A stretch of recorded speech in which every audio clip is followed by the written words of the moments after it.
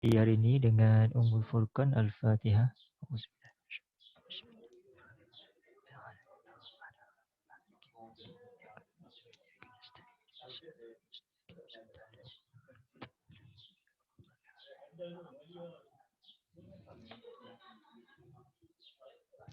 Okey. So, hari ini kita lihat terlebih dahulu untuk bab 3. Bab 3 iaitu matematik pengguna berkisar berkenaan dengan topik insurance. Okey. So, insurance insurance. Jadi cikgu nak tanya apa yang kamu faham daripada kamu punya pembacaan dan juga daripada kamu punya daripada video yang cikgu dah kongsikan sebelum ni. Okey. Apa yang kamu faham berkenaan dengan insurance? Insurance. Okey, ada siapa-siapa yang nak kongsi jawapan? Okey, ada tak? Okey, kat sini kita ada Aida, Fatin, Amirul, Sazwani, Safwan, Alia, Syafiqah. Ada idea. Siapa-siapa? Insurance. So, apa itu insurance? Okey. Ada tak ni? Senyap je semua. Amirul? Okey. Tengok insurance. So, insurance ni secara asasnya dia adalah berkenaan dengan perlindungan. Dia adalah berkenaan dengan perlindungan. So insurans ni tujuan dia adalah untuk melindungi. Melindungi apa? Melindungi dia terbahagi kepada dua. Yang pertama melindungi hayat. Yang kedua melindungi am. Am ni merujuk kepada harta benda. Kalau hayat ni pula merujuk kepada apa? Merujuk kepada kita punya kehidupan lah. Iaitu kita punya nyawa. Iaitu kita punya nyawa. So secara asasnya insurans ni diwujudkan adalah tujuan dia untuk melindungi. Yang pertama hayat, yang kedua am. Am merujuk pada harta benda dan hayat merujuk kepada kehidupan kita ataupun nyawa kita. So kita lihat dengan lebih lanjut. Tengok pada muka surat yang berikutnya. Sekejap dia tengah loading. Okey.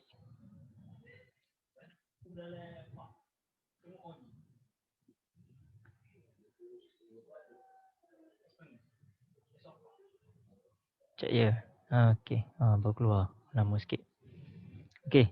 So kat muka surat ni pun tak ada masalah lagi. Okey. Ni kat sini kalau kamu tengok di sini dia ada sebut perkataan musibah. Okey. Itu yang kita nak lihat nanti. Okey. Risiko dan perlindungan insurans. Okey. So bila kata tentang perlindungan, maknanya kita ni akan melihat kepada risiko. Dia secara basic dia untuk mudah faham macam mana proses insurans ni. Ni kita. Ini adalah diri kita lah. So diri kita. Diri kita kat sini merujuk sebagai pemegang polisi. So diri kita ni setiap hari kita akan bekerja ataupun melakukan sesuatu. So apabila kita melakukan sesuatu, di sini kita terdedah kepada risiko. Risiko ni banyak. Yang pertama sama ada risiko kematian. Ataupun yang kedua kita terdedah kepada risiko kemalangan. Dan ketiga kita terdedah kepada risiko kerugian. So kemalangan ni banyak sama ada kemalangan dari segi kenderaan, kemalangan di tempat kerja. Kalau kerugian pula kerugian dari segi harta benda, kerugian dari segi apa-apa sahajalah. Dan risiko ni pula memang dalam setiap hari kehidupan kita terdedah kepada risiko. Kita tidur pun ada risiko, kita buka mata pun kita ada risiko. Sama ada rumah kita boleh tengok sini. Boleh berlaku sama ada berlaku kemalangan kenderaan ataupun rumah terbakar. macam contoh kan. Ataupun sini kita accident. So ini semua kita panggil sebagai risiko. So bila kata berlaku setiap salah satu ini, maka perkara paling besar yang akan kita hilang adalah sumber pendapatan. Okey, kalau kematian, sumber pendapatan yang kita akan hilang, ataupun kita akan berlaku satu lagi kita panggil berlaku kerugian. Okey, so kerugian dan juga kehilangan sumber pendapatan ini macam mana kita nak kawal? Okey, macam mana kita nak kawal? Okey, so perkara yang mengawal benda ni ataupun yang melindungi benda ni, itulah yang kita namakan sebagai insurans. Okey, so di situ letaknya benda ni yang dinamakan sebagai insurans. Okey, tujuan insurans adalah untuk melindungi setiap satu ini. Apabila kita berlaku apa-apa pada diri kita, maka kita mungkin berlaku kerugian. Contoh kalau kita kemalangan kereta, okey, kos untuk membaiki kereta tersebut, okey, itu kita namakan sebagai kerugian. So untuk membaiki kereta tersebut, maka kita perlukan wang. Jadi dari mana kita nak dapatkan wang? Okey, ni daripada sinilah insurans inilah yang akan membantu kita untuk menyelesaikan kos pembaik pulihan kenderaan tersebut.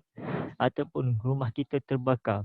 Okey, kalau rumah kita terbakar, so bagaimana kita nak memastikan kita ada sumber kewangan yang cukup untuk memulakan kehidupan yang baru selepas rumah harta benda kita dah hilang. Jadi, di sini letaknya insurans. Okey, daripada sini kita boleh membaik pulih semula kehidupan kita menerusi. Okey, apa yang insurans ni bagi pada kita adalah okey, apa yang dia bagi adalah pampasan. Okey, pampasan ni adalah untuk kita untuk kita mengawal ataupun untuk kita me pampasan ni adalah untuk kita cover ni, untuk kita bayar balik segala kerugian yang kita alami. Okey. So itulah yang dinamakan sebagai pampasan. So dia punya kitaran dia macam ni. Kita sebagai pemegang polisi, kita akan membayar. Okey, kita akan membayar kepada syarikat insurans. Dan jika berlaku apa-apa musibah, okey, bila berlaku apa-apa musibah, maka syarikat insurans akan membayar pampasan kepada kita. Apa yang kita bayar kepada syarikat insurans itu dinamakan sebagai nilai, okey, ataupun premium. Okey, premium ni nanti kita akan ada dua, iaitu premium tahunan juga premium bulanan. Okey, so kita akan lihat dengan lebih lanjutlah. Okey, ni kita lihat. Ni minggu lepas kalau kamu dah tengok video yang cikgu dah share tu, sebenarnya kamu dah boleh faham sebenarnya apa itu insurans dan sebagainya. Okey. Cuma nanti cikgu akan terangkan dengan lebih lanjut berkenaan dengan dia punya pengiraan. Sebab part tu yang sebenarnya yang agak mengelirukan. Okey, so dari sudut syarikat insurans. Siapa syarikat insurans? Pihak yang bersetuju untuk membayar pampasan atau kerugian bagi perkara yang kita telah insurankan. Okey, kemudian pemegang polisi. Siapa? Pemegang polisi ni pemilik insurans lah kita. Iaitu diri kita yang menuntut kepada bayaran pampasan apabila berlaku sebarang kerugian ataupun musibah. Kontrak insurans adalah antara kita kepada syarikat. Okey, apa persetujuan kita? Dia senang, tadi cikgu dah tulis kan. So sini kita adalah pemegang. Okey, pemegang polisi. Okey, dan di sini kita ada syarikat insurans. Okey, syarikat. Okey. So, dia punya kitaran dia, kita sebagai pemegang, okey, kepada syarikat insurans akan bayar pada kita. Okey, iaitu kita bayar premium. Okey, bayar premium. Okey, bayar premium ini mestilah ada disertakan sekali dengan okey, kontrak. Okey, kontrak ni mestilah dipersetujui antara pemegang polisi dan juga syarikat insurans. So, jika berlaku apa-apa musibah, okey, sini berlaku apa-apa musibah, maka syarikat insurans akan membayar pampasan. Okey, membayar pampasan. Okey, pampasan kepada kita lah sebagai pemegang polisi. So itu yang kita dapat gambarkan dalam kawasan sini kan. Okey. So kita pergi kepada yang berikutnya. Okey. Macam yang cikgu maklumkan tadi. Okey. Insurans secara asasnya terbahagi kepada dua. Yang pertama kita ada insurans hayat. Yang kedua kita ada insurans am. Insurans hayat ini berkaitan dengan nyawa. Nama lagi hayat. Hayat tu kehidupan kan, iaitu berkait dengan nyawa. So bila berkait dengan nyawa, dia punya musibah dia adalah apabila berlaku sebarang bentuk kematian. Jika berlaku kematian, contohnya kita sebagai bapa. Kita sebagai bapa, kita bekerja. Apabila kita meninggal, maknanya bila kita meninggal secara automatik pekerjaan pun hilang. Jadi macam mana orang yang berada di rumah, isteri dan anak-anak tersebut nak meneruskan kehidupan? Salah satunya adalah dengan menggunakan bayaran pampasan yang disediakan oleh insurans kepada keluarga kita kat sini kan. Manakala insurans am pula terbahagi kepada 5 jenis. So kelima-lima jenis ni kita tengok pada muka surat yang berikutnya. Ni. Kita tengok secara lebih lanjut dulu. Ni ni insurans am. Insurans am yang pertama kita ada insurans motor. Insurans motor atau dalam nama lain kita namakan juga sebagai insurans kenderaan. Seterusnya kita ada insurans kebakaran, insurans perubatan dan kesihatan ataupun nama lainnya kita panggil sebagai medical. Medical card. Ataupun insurans health. Kemudian kita ada insurans kemalangan diri. Kita ada insurans kemalangan diri dan juga insurans perjalanan. So, kita pergi kepada insurans hayat dulu. Apakah yang dinamakan sebagai insurans hayat? Tengok insurans hayat dengan lebih jelas. Insurans hayat menjamin pembayaran manfaat kewangan kepada pemegang polisi sekiranya berlaku kematian. Nampak? Dia punya fokus dia adalah pada kematian ataupun ke penyakit kritikal ataupun hilang upaya. Hilang upaya kekal. Maksudnya kat sini hilang upaya kekal. Mungkin kita pernah melihat apa-apa video ataupun rancangan. Biasa orang buat kerja yang melibatkan mesin. Lepas tu contohnya dia terpotong tangan. So bila dia terpotong tangan, maka dia dah jadi tak ada tangan sebelah. Bila tak ada tangan sebelah, itu yang kita namakan sebagai hilang upaya kekal. Maknanya dia tidak boleh menjalani kehidupan dia sebagaimana kehidupan dia yang sebelum ini. Baik. Tengok tujuan insurans hayat adalah untuk menyediakan tujuan dia tengok, menyediakan perlindungan kewangan kepada ahli keluarga yang bergantung kepada pemegang polisi. Ni untuk bagi pada keluarga. Maknanya duit itu nanti akan dapat pada ahli keluarga kita. So sekiranya pemegang masih hidup. Ni. Dia ada juga kes dalam kes insurans hayat ni, dia tak semestinya mati sahaja. Dia masih boleh hidup tapi dengan syarat. Masih hidup tapi dengan syarat mesti hilang upaya menyeluruh. Contohnya lumpuh. Tak boleh nak kerja kan. Bila lumpuh dan sebagainya, maka apa yang boleh bantu kita untuk meneruskan kehidupan adalah dengan menggunakan wang papasan yang disediakan daripada insurans tersebut. So boleh menerima pampasan daripada syarikat insurans berdasarkan kepada apakah yang telah ditetapkan dalam polisi yang dipersetujui bersama antara kita sebagai pemegang polisi dengan pengeluar wang papasan iaitu syarikat tersebut. So tadi cikgu dah bagi tahu berkenaan dengan jenis insurans am. Jenis insurans am ada 5. Secara basicnya ada 5. Yang pertama tadi kita ada insurans motor. Yang kedua kita ada insurans kebakaran. Yang ketiga kita ada insurans perubatan dan kesihatan. Yang keempat kita ada insurans kemalangan diri. Dan yang kelima kita ada insurans perjalanan. Untuk yang pertama, iaitu insurans motor ataupun insurans kenderaan. Okey, siapa-siapa sahaja yang memiliki kenderaan wajib mengambil insurans untuk kenderaan ini. Okey, contohnya kamu ada kereta kan. Let's say lah sini kita ada kereta. Okey, kamu beli kereta. Okey, contohnya kereta. Macam ni kan, kereta. Okey, so bila kamu beli kereta, bila kamu nak menggunakan kereta ni, kamu nak gunakan kenderaan ni di atas jalan raya yang sah lah secara sah. Okey, maka apa yang kita kena buat adalah kita kena perbaharui cukai jalan. Okey, kita kena perbaharui cukai jalan.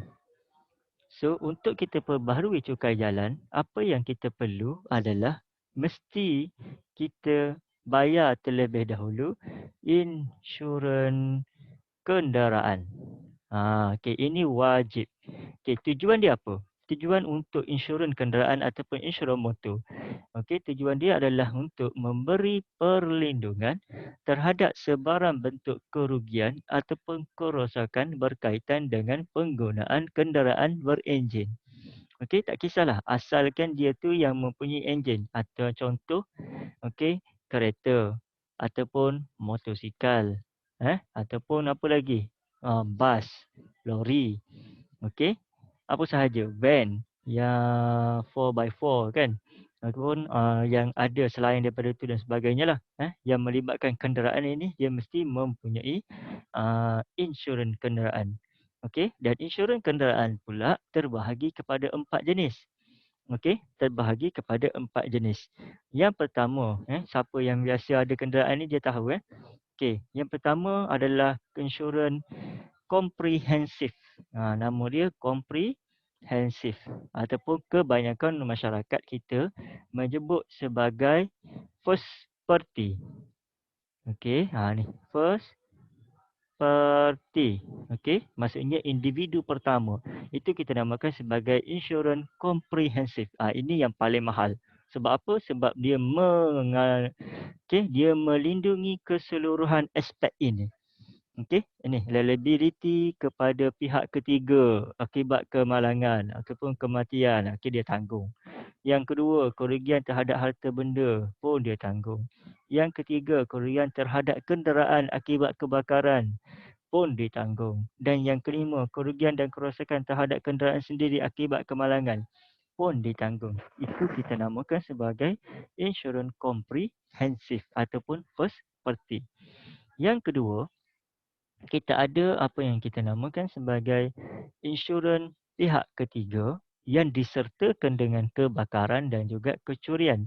Ini kita namakan sebagai biasanya pihak ketiga ni kita nama dia sebagai insurans first party. Third party. Sorry. Yang komprehensif adalah first party. Yang ini kita namakan dia sebagai third party. Plus kebakaran, kebakaran dan kecurian. Okey. So apa yang dia cover? Okey, semua dia cover kecuali kerugian dan kerosakan terhadap kenderaan sendiri. Sebab apa yang ni tak termasuk? Sebab yang kenderaan sendiri hanya untuk komprehensif. Manakala kalau yang pihak ketiga ni hanya akan dapat pada pihak ketiga. Maksudnya bukan kita lah, kita akan dapat pada orang lain. Okey. Dan yang seterusnya kita ada insurans terhadap pihak ketiga. Okey. So apa yang dia cover? Liability kepada pihak ketiga. Okey. Dan juga kerugian terhadap harta benda yang dialami oleh pihak ketiga sahaja. Yang kita ni tak termasuk. Okey, dan yang terakhir kita ada akta. Akta ni adalah ini yang memang sewajarnya memang wajib. Okey, dalam setiap jenis insurans ni memang wajib termasuk adalah akta, iaitu liability kepada pihak ketiga akibat daripada kenderaan dan juga kematian. So ada 4 jenis. Yang biasanya orang guna pakai adalah ini. Yang pertama dan ini. Yang kedua, yang selalu orang ambil lah untuk apa-apa jenis kenderaan. Okey. Kita pergi kepada yang berikutnya. Okey. Nanti kamu boleh baca dengan lebih jelas untuk setiap satu tu. Okey, seterusnya kita ada insurans kebakaran. Okey, insurans kebakaran ni secara asasnya nama pun kebakaran kan. Maksudnya dia nak melindungi kita punya harta benda. Okey, tujuan dia adalah untuk melindungi kita punya harta benda. Okey, daripada kebakaran. Okey, contoh kan ni api. Okey, ni api kan. Okey, melindungi diri kita daripada kebakaran ataupun sesuatu yang boleh menyebabkan kebakaran. Contohnya apa yang boleh menyebabkan kebakaran? Kilat ataupun letupan yang berlaku pada rumah kediaman ataupun pada bangunan perniagaan. Okey, ni biasanya jarang orang kita ambil untuk rumah kediaman. Selalunya orang ambil insurans kebakaran ni adalah untuk bangunan perniagaan. Okey, bangunan perniagaan kebiasaannya orang kita akan ambil lah. Dan kebanyakan yang ambil biasanya Cina. Jarang sangat kita jumpa orang Melayu yang ambil perlindungan insurans untuk syarikat dia. Okey, ini yang memang kita kena contohilah dan kita kena belajar daripada masyarakat Cina. Kenapa mereka sangat mementingkan insurans ini? Sebabnya satu je, kita tak tahu bila nak berlaku musibah. Okey, bila nak berlaku musibah, apa yang berlaku di hadapan kita tak tahu. Okey, jadi untuk menghadapi apa yang sesuatu yang kita tak tahu, maka kita kena bersedia. Okey, kita kena bersedia. Bab kata orang Melayu, kena sediakan payung sebelum hujan. Jadi, di sinilah wujudnya konsep insurans tersebut. Jadi, kalau berlaku apa-apa kepada diri kita, maka sudah ada payung yang akan melindungi diri kita sekiranya berlaku musibah tersebut. Okey, so tengok jika pampasan. Pampasan akan dibayar oleh syarikat untuk memulihkan kedudukan kewangan pemegang polisi. Okey, dia bantu kita untuk memulakan balik kita punya kehidupan berdasarkan kepada kita punya polisi yang telah kita persetujui. Okey, macam contoh kita di Malaysia. Sekarang ni kita dah dengar kan, rata-rata banyak tempat yang terdedah kepada banjir. Okey, sama ada banjir kilat ataupun banjir yang disebabkan oleh bencana alam. Okey, so akhir-akhir ni memang dah ada tambahan. Selain daripada insurans kebakaran, dia ada satu lagi yang dinamakan sebagai insurans untuk cover bencana alam. Okey, ni kira kebakaran ni termasuklah dalam kes yang hampir sama dengan isu bencana alam. Contoh lain, tanah runtuh. Okey, tanah runtuh ataupun banjir. Okey, ataupun taufan, rusuhan dan sebagainya yang menyebabkan boleh berlakunya kerugian kepada kita punya harta benda. Tapi syarat dia mestilah kena tambah bayaran premium. Okey, semakin banyak benda yang kita nak kena bayar, kita nak kena cover, maka semakin tinggilah kita punya bayaran premium. Okey. Seterusnya, kita lihat insurans perubatan dan kesihatan. Okey, insurans perubatan dan kesihatan secara lazimnya adalah kita ni kan. Okey, kat sini diri kita. Okey, ni diri kita. So, apabila kita sakit. Okey, apabila kita sakit, biasanya kita akan dihantar ke hospital. Okey, kos rawatan. Okey, kos rawatan ini siapa nak tanggung? Okey. Siapa nak tanggung? Kalau di hospital kerajaan biasanya tidak ada masalah.